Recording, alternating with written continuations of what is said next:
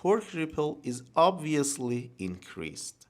Let's measure the torque ripple by choosing the maximum value and minimum value.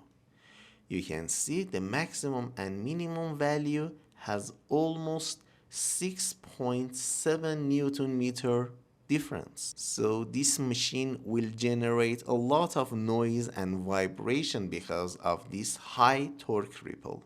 And you remember why we simulate these faults, to be able to diagnose the faults when we have a real machine working and we see some negative points in operation.